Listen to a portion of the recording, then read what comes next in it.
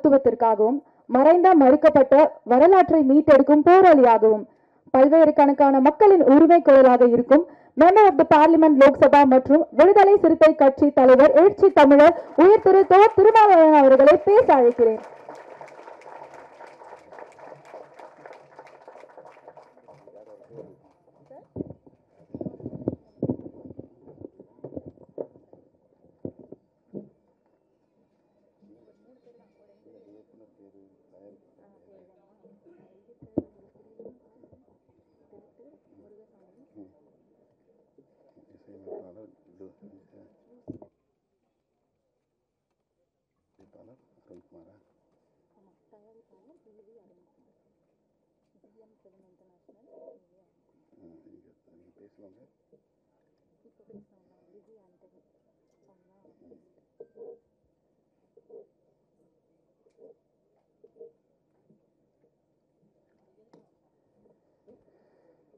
அன்பார்ந்த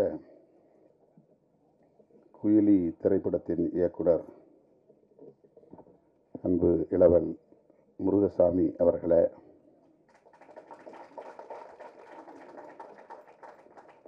இத்திரைப்படத்தின் தயாரிப்பாளர் BM ஃபில்ம் இன்டர்நேஷனல் நிறுவனத்தின் உரிமையாளர் VV அருண்குமார் அவர்களே, இந்நிகழ்வில் பங்கேற்று வாழ்த்துரை வழங்கி அமர்ந்திருக்கிற மூத்த திரைக்கலைஞர் மதிப்பிற்குரிய திரைப்பட தயாரிப்பாளர் மதிப்பிற்குரிய அண்ணன் K. ராஜன் அவர்களே, இயக்குனர் பாலாஜி சக்திவேல் அவர்களே, இயக்குனர் ஸ்ரீஜா அவர்களே, குயிலியாக இந்த திரைப்படத்தில் நடித்திருக்கிற அன்பு சகோதரி லிசி ஆண்டனி அவர்களே, இசையமைப்பாளர் ஜூ ஸ்மித் அவர்களே, நடிகர் ஹீரோ பேர் என்ன? ஹீரோ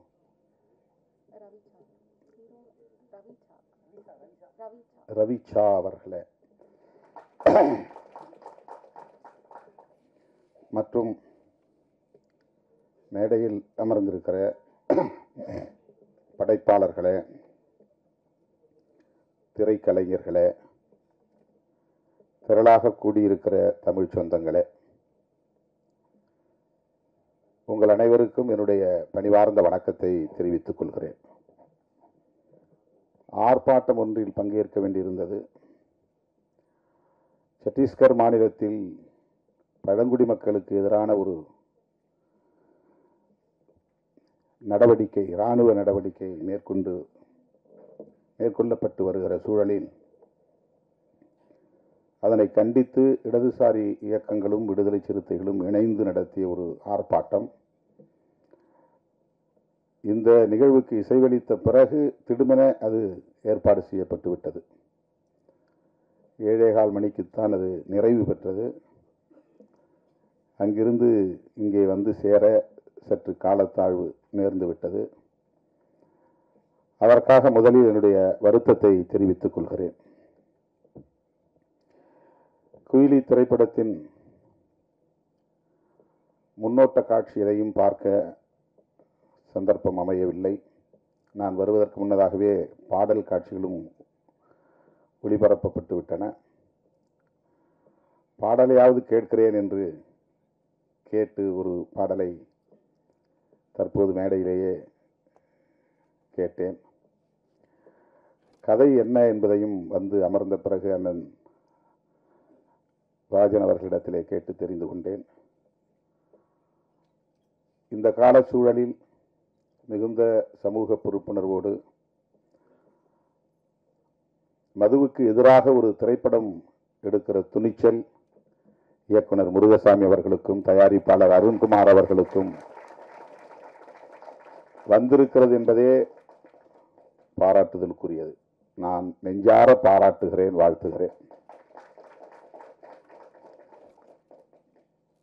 வணிக நோக்கில் திரைப்படங்களை தயாரிக்க வேண்டும், அதில் வெற்றி பெற வேண்டும் அதில் லாபம் பெற வேண்டும் என்று எண்ணாமல்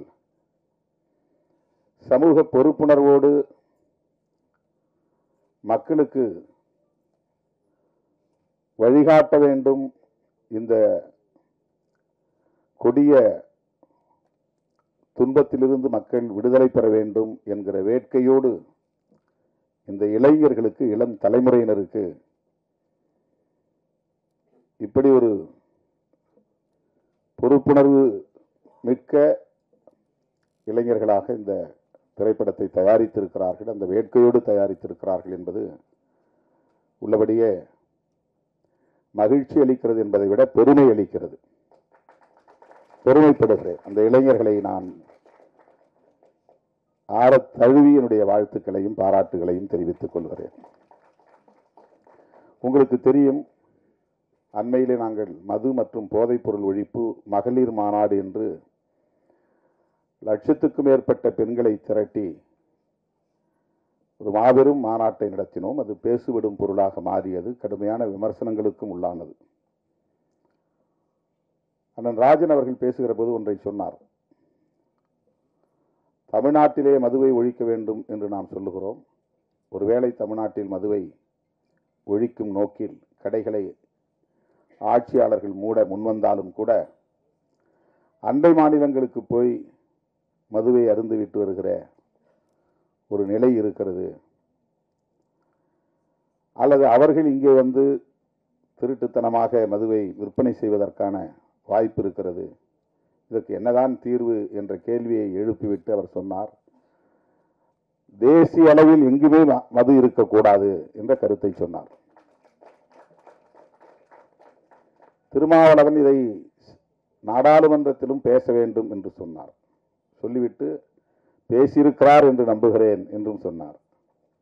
அவருடைய நம்பிக்கை வீண் போகவில்லை. நான் பேசினேன், மக்களவையில் பேசினேன். என் மீது அவர் வைத்திருக்கிற நம்பிக்கை எனக்கு வியப்பளிக்கிறது. நாடாளுமன்றத்தில் அப்படி நான் பேசுகிற போது மாண்புமிகு அமைச்சர் நிர்மலா சீதாராமன் அவர்கள் எழுந்து, நீங்கள் முதலில் தமிழ்நாட்டில் மதுவை ஒழித்துவிட்டு வாருங்கள், கள்ளக்குறிச்சியிலே பல பேர் உயிரிழந்திருக்கிறார்கள், அங்கே பேசாமல் இங்கே ஏன் பேசுகிறீர்கள் என்று எதிர்வினையாற்றினார். அது அரசியல் ரீதியான விமர்சனம். நாம் அதை கடந்து சிந்திக்கிறோம். தமிழ்நாட்டில் உள்ள இளைஞர்கள் மட்டுமல்ல, தமிழ்நாட்டில் உள்ள மனிதர்கள் மட்டுமல்ல, இந்தியா முழுவதும் மக்கள், நம் தேசத்து மக்கள் இதனால் பாதிக்கப்படக்கூடாது என்கிற பரந்த பார்வை நமக்கு உண்டு. ஆகவே மது ஒழிப்பு கொள்கையை தேசிய கொள்கையாக இந்திய ஒன்றிய அரசே ஏற்றுக்கொள்ள வேண்டும் என்பதை நான் நீண்ட காலமாக பேசி வருகிறேன். ஐயா இலக்கிய செல்வர் குமரி அனந்தன் அவர்கள் என்னுடைய அலுவலகம் தேடி வந்து அப்படி ஒரு தீர்மானத்தை பல ஆண்டுகளுக்கு முன்னரே இயற்றியதை அறிந்து வந்து நேரிலே வந்து பாராட்டினார். மகாத்மா காந்தியை தேசிய தலைவராக நாம் ஏற்றுக்கொள்கிறோம். அவருடைய திருவுருவ படங்களை ரூபாய் நோட்டிலும் தவறாமல் அச்சிடுகிறோம். அவருடைய கொள்கைகள் முக்கியமானவற்றுள் மது விலக்கு என்பது முதன்மையானது. அகிம்சை என்பது அவருடைய கொள்கைகளில் ஒன்று என்றால், மது விலக்கு என்பது முதன்மையான கொள்கைகளுள் ஒன்று. மகாத்மாவை தேசத்தந்தை என்று ஏற்றுக்கொண்டிருக்கிற நாம் அவருடைய உயிர் மூச்சான கொள்கைகளில் ஒன்றான மது விலக்கை பொருட்படுத்துவதே இல்லையே. இதை மாநிலங்கள் பார்த்துக் கொள்ளட்டும் என்று ஒன்றிய அரசு கண்டும் காணாமல் இருக்கிறது.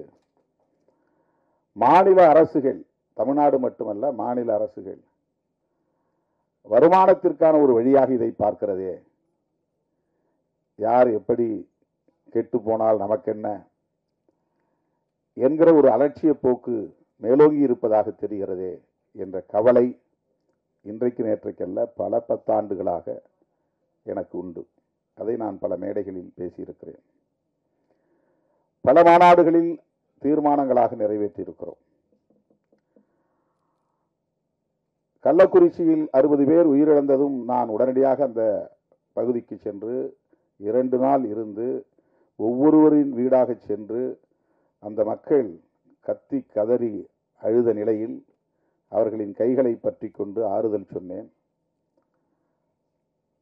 அவர்களுக்கு எம்மால் இயன்ற நிதி உதவியும் செய்தோம். உடனடியாக ஒரு ஆர்ப்பாட்டத்தையும் நடத்தினோம். அது போதாது என்கிற அடிப்படையில் மரக்காணத்தில் உயிரிழந்தவர்களையும் போய் சந்தித்து ஆறுதல் சொல்லிவிட்டு அவர்களுக்கும் நிதியுதவி செய்துவிட்டு அங்கே நான் அறிவிப்பு செய்தேன். மது மற்றும் போதைப் பொருள், மது மட்டுமல்ல, பல வகையான போதைப் பொருள் இன்றைக்கு புழக்கத்திற்கு வெளிப்படையாக வந்திருக்கின்றன. கஞ்சா போன்ற பல வகையான போதைப் பொருட்கள், ட்ரக்ஸ், போதை மாத்திரைகள் பள்ளி வளாகங்களிலே இப்போது கிடைக்கிறது. நகர்ப்புறங்களில் மட்டுமே புழக்கத்தில் இருந்த போதைப் பொருட்கள் இப்போது கிராமப்புறங்களிலும் ஊடுருவி இருக்கிறது. இந்த துயரத்தை, இந்த அவலத்தை எண்ணி இதற்கென்று ஒரு மாநாடு நடத்த வேண்டும் என்று அறிவிப்பு செய்து அதை ஒரு தேசிய கொள்கையாக இந்திய ஒன்றிய அரசே ஏற்றுக்கொண்டு எந்த மாநிலத்திலும் மதுக்கடைகள் திறக்கக்கூடாது, வருவாய்க்கு வேறு வழிகளை தேடிக்கொள்ள வேண்டும் என்று வழிகாட்டக்கூடிய ஒரு நிலைப்பாட்டை இந்திய ஒன்றிய அரசு மேற்கொள்ள வேண்டும் என்று வலியுறுத்தி தீர்மானம் நிறைவேற்றினோம். இப்போது பலரும் விமர்சித்தார்கள்.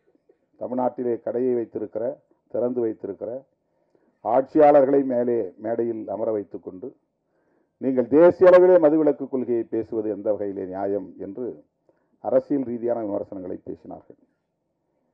நம்மை பொறுத்தவரையில் ஆட்சியில் இருந்தாலும் கூட அவர்களையும் மேடையில் அமர வைத்து மதுவை ஒழிக்க வேண்டும் என்று சொல்லுகிற துணிச்சல் விடுதலை சிறுத்தைகளுக்கு உண்டு என்பதை அந்த நிகழ்வின் மூலமாக உறுதிப்படுத்தினோம். கூட்டணியில் இருக்கிறோம், அவர்களை வைத்துக் கொண்டு மேடையிலே பேசக்கூடாது என்று நாங்கள் அஞ்சவில்லை. உங்களுக்கும் இதில் உடன்பாடு இருக்கிறது, எனவே மேடைக்கு வாருங்கள், ஒன்றும் பிரச்சனை இல்லை, வந்து உங்கள் கருத்தை சொல்லுங்கள். மேடைக்கு வந்தார்கள்.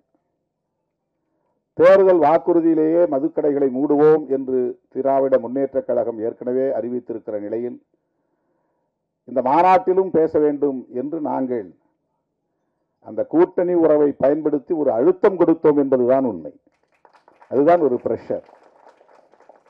ஆளுங்கட்சியை மேடையிலே அமர வைத்து ஆமாம் எங்களுக்கும் மதுக்கடைகளை மூட வேண்டும் என்கிற கருத்திலே உடன்பாடு உண்டு என்று சொல்ல வைத்தது விடுதலை சிறுத்தைகள் என்பதை நான் இந்த இடத்திலே பதிவு செய்ய விரும்புகிறேன். ஆக இந்தியா முழுவதும் மது ஒழிக்கப்பட வேண்டும், போதைப் பொருள் புழக்கம் கட்டுப்படுத்தப்பட வேண்டும். தினந்தோறும் நான் சுற்றுப்பயணத்தில் இருக்கிறேன், ஏதாவது ஒரு கிராமத்தில் இருக்கிறேன், ஏதேனும் ஒரு நிகழ்ச்சியில் பங்கேற்கிறேன். உள்ளபடியே ஒவ்வொரு நாளும் நான் நொந்து போகிறேன். மேடைக்காக நான் பேசவில்லை. இளம் வயதிலேயே பல இளைஞர்கள், ஒரு குறிப்பிட்ட சமூகத்தை சார்ந்தவர்கள் என்று இல்லை, அனைத்து சமூகங்களை சார்ந்தவர்களும் இந்த கொடிய குடிப்பழக்கத்திற்கு ஆளாகி இளம் வயதிலேயே வாழ்வை பாழாக்கிக் கொள்ளுகிறார்கள். குடும்பம் நடத்துவதற்கான ஆளுமையையே இழந்து விடுகிறார்கள். ஏதோ தாம்பத்திய உறவை கொண்டு 2-3 பிள்ளைகளுக்கு தந்தையாகி விடுகிறார்கள். ஆனால் அந்த பிள்ளைகளை பாதுகாக்கவோ பராமரிக்கவோ அவர்களை படிக்க வைக்கவோ அவர்களுக்கான எதிர்காலத்தை நல்ல முறையில் அமைத்து தரவோ பொறுப்புணர்வு கொண்ட ஆளுமையாக அவர்கள் இல்லை. நிற்க முடியாமல் தடுமாறுகிறார்கள். அதிகாலையிலிருந்து படுக்கப் போகிற வரையில் போதையில் மிதக்கிறார்கள். அவ்வளவு குடும்ப பாரத்தையும் மனைவி சுமக்கிறாள். அது எவ்வளவு கொடிய துயரம் என்பதை நேரிலே பார்த்தால்தான், களத்திலே சந்தித்தால்தான் உணர முடியும். இந்த நாட்டை பீடித்திருக்கிற பேர் அவலங்களுள் இது ஒன்று. எத்தனையோ பல இளைஞர்கள் கல்வி பெற வேண்டிய வயதில், இல்லற வாழ்வை நுகர வேண்டிய வயதில் யாவற்றையும் பறிகொடுத்து சுய நினைவை இழந்து எந்த ஆளுமையும் இல்லாமல் சமூகத்தாலேயே புறக்கணிக்கக்கூடிய அளவுக்கு மாறிவிடுகிறார்கள். முதல் பாட்டு இந்த படத்திலே கேட்டேன். இந்த அவலங்கள் அனைத்தையும் அப்படியே வரிகளாக்கி இருக்கிறார்கள். இந்த பாடல் மிகவும் நம் நெஞ்சை ஆழமாக தொடுகின்றது. மிக மிக இன்றியமையாத ஒரு பாடல். எல்லா கிராமங்களிலும் கட்டாயமாக போட்டு காட்ட வேண்டிய ஒரு பாடல். எல்லோரும் தன்னுடைய அலைபேசியிலே வைத்திருக்க வேண்டிய ஒரு பாடல். விழிப்புணர்வை ஏற்படுத்தக்கூடிய ஒரு பாடல். அந்தோனிதாஸ் குரலில் பாடியிருக்கிறார் என்று கருதுகிறேன். இசையும் மிக சிறப்பாக வந்திருக்கிறது. வேட்டவலம் ராமமூர்த்தி பாடல் அவ்வளவு யதார்த்தமாக அந்த துயரங்களை காட்சிப்படுத்தி இருக்கிறார்கள், வரிகளுக்குள் கொண்டு வந்திருக்கிறார்கள். தோழர்களே, நாம் ஒவ்வொருவருக்கும் இதில் பொறுப்பு இருக்கிறது. இந்த ஆட்சி அந்த ஆட்சி என்று நாம் இதில் அரசியலை நுழைத்து மதிப்பீடு செய்ய தேவையில்லை. அண்ணன் ராஜன் அவர்கள் ஒன்றை என் காதோரம் வந்து ஆலோசனையாக சொன்னார். தம்பி, இந்த கடைகளை எல்லாம் மூடிவிட்டு மணல் குவாரி, கல் குவாரி போன்றவற்றை அரசாங்கமே எடுத்து நடத்தினால் இதில் வரக்கூடிய வருமானம் அதில் வராதா? இதையெல்லாம் நீங்கள் ஆட்சியாளர்களுக்கு சொல்லலாமே என்று சொன்னார். அவருக்கு எந்த அளவுக்கு இதிலே ஒரு பொறுப்பு இருக்கிறது என்பதை என்னால் உணர முடிகிறது.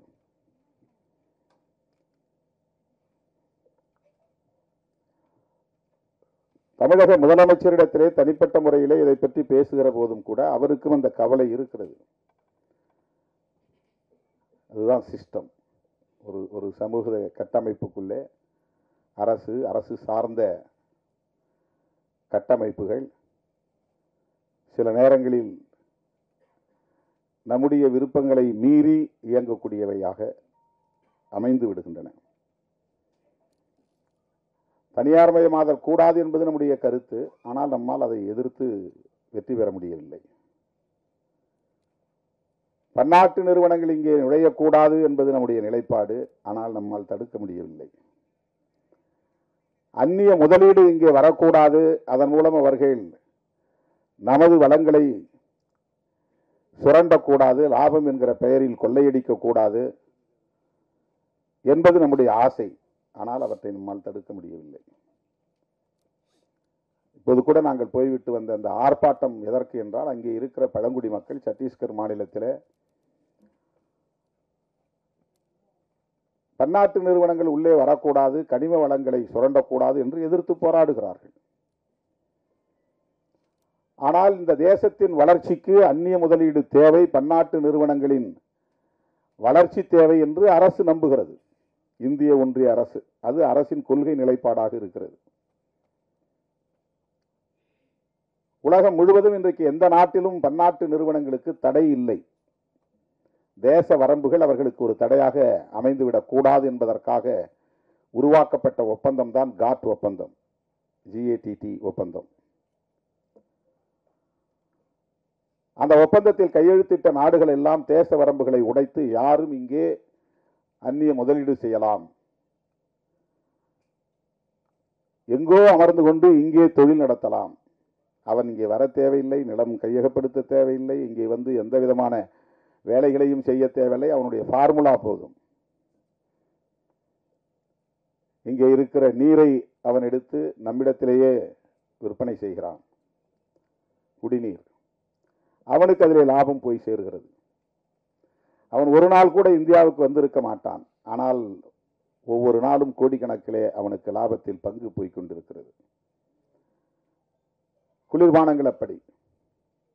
எல்லா விதமான தொழில்களும் அவன் நாட்டில் செய்தால் அந்த கழிவை அவன் மண்ணில் போய் சேர்க்க வேண்டும். அதனால் மண் நஞ்சாகும், குடிநீர் நஞ்சாகும், காற்று நஞ்சாகும் என்று அஞ்சுகிறான். இந்தியா போன்ற மூன்றாவது உலக நாடுகளில் அவன் கழிவை கொட்டுகிற குப்பை தொட்டியாக மாற்றிக் கொண்டிருக்கிறான். அதற்கு உலகமயமாதல் கொள்கை வழிவகுத்திருக்கிறது. உலகமயமாதல், தாராளமயமாதல், தனியார்மயமாதல் என்கிற கொள்கைகளை 90களில் நாம் கடுமையாக எதிர்த்தோம். இப்போது பேசவே நாம் தயங்குகிறோம், பேசுவதே இல்லை. இறால் வளர்ப்பை கடுமையாக எதிர்த்தோம் ஒரு காலகட்டத்தில். இப்போது இறால் வளர்ப்பு மிக ஜோராக நடைபெற்றுக் கொண்டிருக்கிறது. நம்மால் எதிர்க்க முடியவில்லை. தனியார் துறைகளில் இடஒதுக்கீடு வேண்டும் என்று கோரிக்கையை மாற்றிக்கொண்டோம். தனியார் மயமாதலே வேண்டாம் என்று சொன்ன நிலை மாறி இப்போது தனியார் துறைகளில் வேலை வாய்ப்பு வேண்டும், அதற்கு இடஒதுக்கீடு வேண்டும் என்று நமது கோரிக்கையை மாற்றிக்கொண்டோம். இப்படி நம் விருப்பத்திற்கு மாறாக மது ஆலைகள் ஆங்காங்கே நிறுவப்பட்டு விட்டன. மது உற்பத்தி ஆலைகள், அது கோடிக்கணக்கிலே முதலீடு செய்யப்பட்டவை. அதில் பல்லாயிரக்கணக்கானவர்கள் வேலை செய்கிறார்கள். அதற்கான மூலப்பொருளை தருவதற்கு சர்க்கரை ஆலைகள் மொலாசஸ் தயாரிக்கின்றன. இந்த மொலாசஸை எப்படி அவர்கள் விநியோகம் செய்வது, விற்பனை செய்வது, அதை வாங்குவதற்கு மது ஆலைகள் தேவை. மது ஆலைகளை, மது கடைகளை மூடுவது என்பது மட்டுமே வேலை திட்டம் அல்ல. அதற்கு பின்னால் இவ்வளவு பெரிய பரப்பு இருக்கிறது. மது ஆலைகளையும் மூட வேண்டும், அதை விநியோகம் செய்கிற நிறுவனங்களையும் மூட வேண்டும். அதற்காக ஆயிரக்கணக்கான கோடிகளை முதலீடு செய்திருக்கிறார்கள். அவ்வளவு முதலீடுகளையும் நிறுத்த வேண்டும். அதனால் ஏற்படுகிற இழப்பை சந்திக்க வேண்டும். இப்படி இந்த சிஸ்டம் ஆக்டோபஸ் கால்களாக விரவி பரவி கிடக்கின்றன. உயர் தொழில்நுட்ப கருவிகளை அயல்நாடுகளில் இருந்து இறக்குமதி செய்து மல்டி ஸ்பெஷாலிட்டி ஹாஸ்பிட்டல் மருத்துவமனைகளே வந்து எஸ்டாப்ளிஷ் செய்கிறார்கள், நிறுவுகிறார்கள், இன்ஸ்டாலேஷன் பண்ணுகிறார்கள். அது கோடிக்கணக்கிலே மதிப்பீடு, 5 கோடி 10 கோடி. அதை வெறுமனே மூடி வைத்திருக்க முடியாது. தினந்தோறும் அது இயங்க வேண்டும். இல்லை என்றால் அது பழுதாகிவிடும். தினந்தோறும் அது இயங்க வேண்டும். ஆனால் அதற்கு வேலையாட்கள் தேவை. வேலையாட்கள் என்றால் அவர்களுக்கு சம்பளம் தர வேண்டும். சம்பளம் தர வேண்டும். அது இயங்க வேண்டுமானால் தினந்தோறும் அதிலே நோயாளிகள் வந்து படம் எடுத்துக்கொண்டே இருக்கும். ஸ்கேன் எடுக்கணும், ஸ்கேன் எடுத்துக்கிட்டு இருக்கணும். உடம்பு நல்லா தான் இருக்கும், ஆனாலும் ஸ்கேன் எடுங்க. எனக்கு ஒன்றும் பிரச்சனை இல்லையே. இல்லை, இதெல்லாம் மாஸ்டர் செக்கப் மாதத்துக்கு 3 மாதத்துக்கு ஒரு தடவை வந்து பண்ணிக்கிங்க, 6 மாதத்துக்கு ஒரு தடவை பண்ணிக்கிங்க. இது நம்முடைய ஹெல்த்தில் அவங்களுக்கு அக்கறை இருக்கிற மாதிரி. ஆனால் இது மெடிக்கல் மாஃபியாவுடைய வேலைகள், தொழில் முதலீட்டாளர்களின் வேலைகள். அதை சும்மா வச்சிருக்க முடியாது. ஒவ்வொரு ஹாஸ்பிட்டல்லையும் பல கோடி ரூபாய் முதலீட்டிலே உயர் தொழில்நுட்ப கருவிகள் வந்து நிறுவப்பட்டு இருக்கிற நிலையில் அவற்றையெல்லாம் மூடி வைத்திருக்க முடியாது. எக்ஸ்ரே எடுக்கிறதா இருந்தாலும் சரி, எம்ஆர்ஐ எடுக்கிறதா இருந்தாலும் சரி, அல்லது ஆன்ஜிஓ பண்ணுறதா இருந்தாலும் சரி, ஒவ்வொன்றுக்கும் அவன் எஸ்டாப்ளிஷ் பண்ணி வச்சுருக்கான். எல்லாம் ஏசி. அதெல்லாம் வந்து அவன் பராமரி, டெய்லி மெயின்டெனன்ஸ் இருக்கணும். சும்மா போட்டு மூடி வச்சுக்க முடியாது. அந்த மாதிரி தான் இந்தியா முழுக்க மது ஆலைகள் பல ஆயிரம் கோடி முதலீட்டு நிறுவப்பட்டு இருக்கிறது. அவ்வளோ எளிதாக அதை மூட முடியாது என்பது இங்கே இருக்கிற சிஸ்டம், இங்கே இருக்கிற ஸ்ட்ரக்சர். இப்போ நம்முடைய போராட்டம் என்பது தூத்துக்குடியிலே துப்பாக்கிச்சூடு வரையில் போய் 12 பேர் படுகொலை செய்யப்பட்ட பிறகுதான் ஸ்டெர்லைட் ஆலையை மூட வேண்டும் என்கிற நிலை உருவாகிறது. சாதாரணமான கோரிக்கைகளால் அந்த ஆலையை மூட முடியவில்லை. அறவழி போராட்டங்களால் அந்த ஆலையை மூட முடியவில்லை. கேரளாவிலே வேண்டாம் என்று சொன்ன அணு ஆலை கூடங்குளத்திலே வந்து நிறுவப்படுகிறது. தமிழ்நாட்டுக்குள்ளே நிறுவப்படுகிறது. நிறுவப்பட்ட நாளில் இருந்து, அதற்கான ஆணை பிறப்பிக்கப்பட்ட நாளில் இருந்து அந்த பகுதியில் மக்கள் போராடி கொண்டே இருக்கிறார்கள், எதிர்ப்பு தெரிவித்துக் கொண்டே இருக்கிறார்கள், துண்டறிக்கை கொடுத்துக் கொண்டே இருக்கிறார்கள், உண்ணாவிரத போராட்டம் நாள்தோறும் நடத்துகிறார்கள். 1.5 ஆண்டுகள் நடந்தன. ஒரு அங்குலம் கூட அதிலே நம்மால் முன்னேற முடியவில்லை. திட்டமிட்டவாறு கூடங்குளம் அணு உலை நிறுவப்பட்டது, அது இயங்குகிறது. அங்கே அணு கழிவுகள் வெளியேற்றப்பட்டுக் கொண்டே இருக்கின்றன. தோழர்களே, அப்படித்தான் இந்த மது ஒழிப்பும் கூட. விழிப்புணர்வு தேவை. பரந்துபட்ட அளவில் மக்களிடையே விழிப்புணர்வு தேவை. ஒரு இயக்கம் போதாது, ஒரு கட்சி போதாது, ஒரு தலைவர் போதாது. அரசை நிறுவுகிற ஆற்றல் பெற்ற மக்கள், ஒரு அரசை தூக்கி எறிகிற ஆற்றல் பெற்ற மக்கள், விழிப்புணர்வு பெற்ற அரசியல் சக்தியாக மாறுகிற போது, தொடர்ந்து போராடுகிற துணிச்சலை பெறுகிற போது, சமரசமின்றி போராடுகிற ஆற்றலை பெறுகிற போது எல்லாவற்றையும் தலைகீழாக புரட்டி போட முடியும். அதற்கு சான்று வேளாண் சட்டங்களை இந்த அரசு திரும்ப பெற வைத்தது. விவசாயிகளின் தொடர் போராட்டம். அது ஒரு கட்சி நடத்திய போராட்டம் அல்ல, ஒரு குறிப்பிட்ட தலைவன் நடத்திய போராட்டம் அல்ல. பஞ்சாப், ஹரியானா மாநிலங்களை சார்ந்த விவசாயிகள் குடும்பம் குடும்பமாக வண்டி கட்டி வந்து டெல்லிக்கு செல்லுகிற எல்லா பிரதான சாலைகளிலும், முதன்மை சாலைகளிலும் குறுக்கே மறித்து வண்டிகளை நிறுத்தி அங்கேயே படுத்து தூங்கி சமைத்து சாப்பிட்டு 1.25 ஆண்டுகள் தொடர்ந்து போராட்டம் நடத்தினார்கள். அந்த போராட்டம் ஆட்சியாளர்களால் கண்டுகொள்ளப்படவில்லை, அலட்சியப்படுத்தப்பட்டது. ஆனால் பஞ்சாப் மாநிலத்திற்கு தேர்தல் வந்தது, ஆட்சியாளர்களுக்கு கிளி பிடித்தது, வயிற்றில் புலி கரைத்தது. இந்த போராட்டத்தை கண்டுகொள்ளாமல் இருந்தால் நாம் மிக மோசமான தோல்வியை சந்திக்க நேரிடும் என்று நிறைவேற்றப்பட்ட சட்டங்களை, குடியரசுத் தலைவரால் அங்கீகரிக்கப்பட்ட சட்டங்களை திரும்ப பெற்றார்கள் என்பது வரலாறு. அது ஒரு புரட்சி.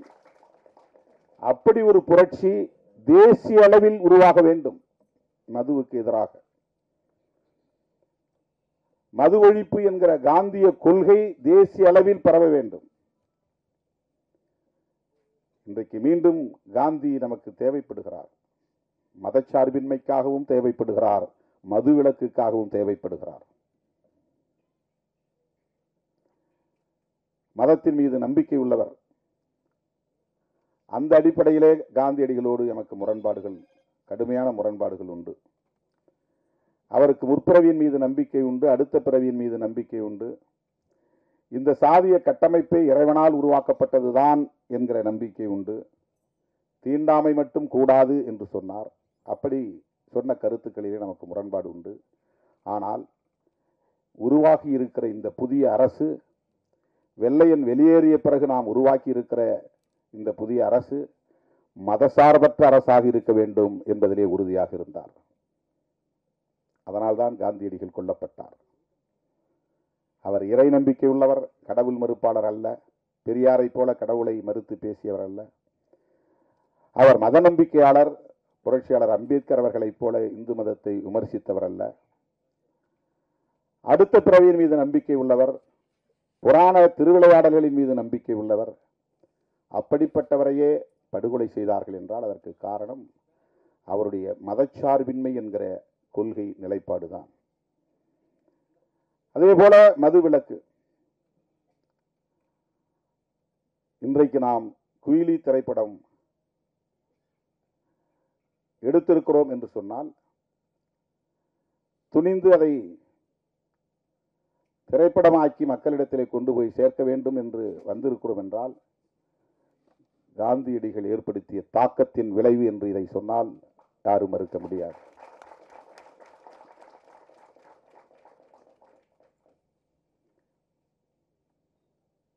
களத்திலே நாம் சந்திக்கிற அவலங்கள் நம்மை சிந்திக்க வைக்கிறது என்பதுதான்.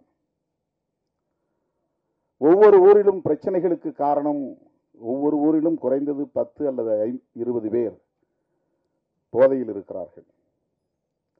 சாதியின் பெயராலோ மதத்தின் பெயராலோ கலவரங்கள் மூடுவதற்கும் பெரிய வன்கொடுமைகள் வெடிப்பதற்கும் குடிப்பழக்கத்திற்கு, குடிபோதைக்கு ஆளாகக்கூடியவர்களும் ஒரு காரணமாக இருக்கிறார்கள் என்பதை நம்மால் பார்க்க முடிகிறது. 1,00,000 பேர் அமர்ந்திருக்கிற ஒரு அவையில் 100 பேர் குடிபோதையில் வந்து குழப்பத்தை ஏற்படுத்தி விடுகிறார்கள். அந்த கட்டுப்பாட்டை சீர்குலைத்து விடுகிறார்கள். இது நாட்டுக்கு கேடு. படத்தின் முதல் பாடலே அதுதான், நாட்டுக்கு கேடு, வீட்டுக்கு கேடு, அதை விட்டு தொலைப்போம் என்கிற அந்த கருத்து. தோழர்களே, இதனால் என்ன நாம் சாதிக்கப் போகிறோம் என்று கருதாமல், இது என்ன பெரிய விளைவை ஏற்படுத்திவிடப் போகிறது என்று கருதாமல், இந்த விழிப்புணர்வை இன்னும் விரிவாக்கிக் கொண்டே போக வேண்டும். சில இளைஞர்களையாவது நாம் அந்த கொடுமைக்கு ஆளாகாமல் தடுக்க முடியும், அந்த துயரத்திற்கு ஆளாகாமல் தடுக்க முடியும். இளம் தலைமுறையினரை பாதுகாக்க முடியும். ஏற்கனவே பாதிக்கப்பட்டவர்களை மீட்க வேண்டும் என்பது ஒரு புறம், புதிதாக இளைஞர்கள் அதிலே பாதிப்புக்கு உள்ளாகிவிடாமல் தடுக்க வேண்டும் என்பது இன்னொரு புறம். ஒவ்வொரு மருத்துவமனையிலும் டி அடிக்ஷன் சென்டர் இருக்க வேண்டும், இந்த மதுக்கடைகளை மூடுகிற வரையில். இது என்னுடைய கோரிக்கை. முதலமைச்சருக்கு நேரிலே போய் நான் சொன்னேன். எங்கேயாவது தேட வேண்டி இருக்குது. ஒரு ஸ்டேட்டுக்கு 2-3 தான் இருக்கு டி அடிக்ஷன் சென்டர். கவுன்சிலிங் இல்லை. எல்லா மருத்துவமனையிலும் கவுன்சிலிங் இருக்கணும். மருத்துவமனைகளில் உளவியல் சார்ந்த அறிவுரைகளை தருவதற்கு, விழிப்புணர்வை தருவதற்கு சிறப்பு பயிற்சி பெற்ற மருத்துவர்களை நியமிக்க வேண்டும். எல்லா நோய்களுக்கும் அடிப்படையாக இருப்பது உளவியல் சிக்கல்கள் தான். நம்முடைய உணவு பழக்கம் என்பதை விட, நம்முடைய உறக்க பழக்கம் என்பதை விட, இவற்றால் ஏற்படுகிற உளவியல் சிக்கல்கள் தான் மன அழுத்தத்திற்கு காரணமாகி நோய் எதிர்ப்பு சக்தியை குறைக்கிறது. மன அழுத்தம் பெருக பெருக இம்யூனிட்டி என்பது குறைந்துவிடும். மன அழுத்தம் பெருக பெருக பயம் என்பது ஆக்கிரமிக்கும். பயம்தான் எதிர்ப்பு சக்திக்கு எதிரியே. எந்த ஆன்டிபயாட்டிக்கும் ரெஸ்பாண்ட் பண்ணாது. இம்யூனிட்டி போயிருச்சுன்னா, உடம்புல எதிர்ப்பு சக்தி இருக்கிற வரையிலும் தான் antibiotic, anti viral, anti fungal இந்த மருந்தெல்லாம் வேலை செய்யும். எதிர்ப்பு சக்தி இல்லைன்னா மருந்தே வேலை செய்யாது. மருந்து ரெஸ்பாண்ட் பண்ணணும்னா கூட நம்ம பாடிக்குள்ள இம்யூனிட்டி இருக்கணும். இம்யூனிட்டி இருக்கணும்னு சொன்னா நமக்கு பயம் வரக்கூடாது, எந்த பயமும் வரக்கூடாது. பயம் வரக்கூடாதுன்னா மன அழுத்தம் வரக்கூடாது. மன அழுத்தம் வரக்கூடாதுன்னா இது போன்ற துயரங்கள் சமூகத்தில் நிலவக்கூடாது. ஏன்னா அவனுக்கு என்ன ஆகுன்னா, ஒரு பக்கம் அடிக்ஷன் ஆயிடுவான், இன்னொரு பக்கம் சமூகம் அவனை புறக்கணிக்கிறது. அது அவனை ஒரே நேரத்தில் 2 தாக்குதல். இதுல இருந்து அவனால மீள முடியல. இன்னொரு புறம் பொண்டாட்டியும் அவளை மதிக்கல, பிள்ளைகளும் அவங்கள மதிக்கல, சமூகமும் மதிக்கல. இந்த நிராகரிப்பு, அவமதிப்பு அவனை அறியாமலேயே அவனுக்குள் ஒரு அழுத்தமாக அது மாறுகிறது. இப்படி ஒரு தனி மனிதனை அது பாதிக்க செய்கிறது என்று நாம் கருதக்கூடாது. இது ஒரு சமூகத்தையே பாதிக்க செய்கிறது. எனவே மது மற்றும் போதைப் பொருள் கட்டுப்படுத்தப்பட வேண்டும், பிறகு முற்றாக ஒழிக்கப்பட வேண்டும். பிற நாடுகளில் இல்லையா? அண்ணன் சொன்னாங்க, இப்ப பெண்களும் குடிக்க ஆரம்பிச்சிட்டாங்க. அயல் நாடுகளிலே பெண்கள் குடிக்கிறார்களே. இதுல என்னன்னா, ஹெல்த் கான்சியஸ் இல்லாதவன் குடிக்கிறதுக்கும் ஹெல்த் கான்சியஸ் உள்ளவன் குடிக்கிறதுக்கும் வேறுபாடு இருக்கு. சோஷியல் ட்ரிங்க் என்கிற பெயரில் குடிக்கிறவனுக்கும், குடி இல்லையே என்னால் இருக்க முடியாது என்கிற அளவுக்கு குடிக்கிறவனுக்கும் வேறுபாடு இருக்கிறது. ஏதோ மாதத்தில் 1 நாள் அல்லது 2 நாள் அல்லது வாரத்தில் 1 நாள் என்று ஒருவன் குடிப்பதை கூட தன் கட்டுப்பாட்டுக்குள்ளே வைத்திருக்க முடியும் என்றால் அவனுக்கு ஏற்கனவே ஒரு விழிப்புணர்வு இருக்கிறது என்று பொருள். மதுக்கடைகளை திறந்து வைப்பதன் மூலம் அது ஒரு சோசியல் பிஹேவியராக மாறுகிறது. சமூகம் இப்ப அது ஒரு குற்ற உணர்வே இல்லை. முன்ன யாராவது பார்த்தா அவன் குடிகாரம் பாருன்னா அவனுக்கு ஒரு கூச்சமா இருக்கும். ஊர்ல 1-2 பேர் தான் இருப்பான். இப்ப ஊர்ல 40 பேர் 50 பேர், அதனால யாருக்கும் எந்த குற்ற உணர்வும் கிடையாது. அது சாதாரணமாகிவிட்டது. பிள்ளைகளையே போய் வாங்கி வர சொல்றாங்க அப்பா அம்மாவும் சேர்ந்து குடிக்கிறாங்க. அதை நியாயப்படுத்தப்படுகிறது. அவங்க செய்யற வேலைப்பா, உடம்பு வலி, அதனால குடிச்சிட்டு படுக்கிறான். இதை சில பேர் நியாயப்படுத்துகிறார்கள். உள்ளபடி இது பெரிய அவலம், சகித்துக் கொள்ள முடியாத பேரவலம். ஒரு சமூகத்தையே முடமாக்குகிற ஒரு பேரவலம், ஒரு தேசத்தையே வீழ்த்துகிற பேரவலம். எல்லா இலவசங்களையும் நிறுத்திவிட்டு கல்வியை மட்டும் இலவசமாக தர முன்வருகிற ஒரு அரசு, அதன் மூலம் ஒரு விழிப்புணர்வை ஏற்படுத்துகிற அரசு, இது போன்ற அவலங்களையும் ஒரு முடிவுக்கு கொண்டு வரும்.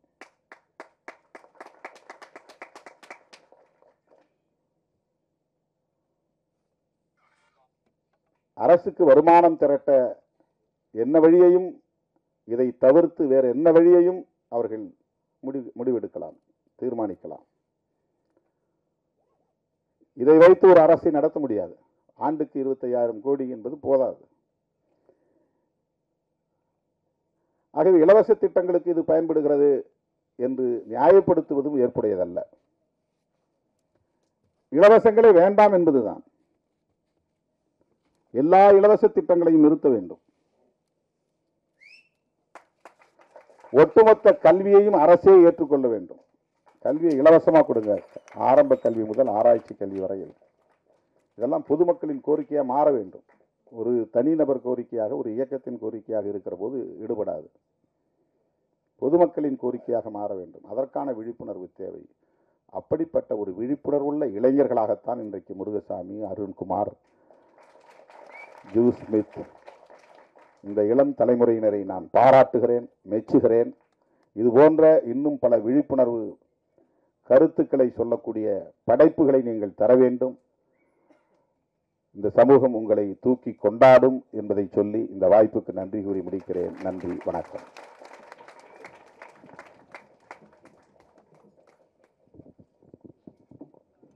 இவ்விழாவிற்கு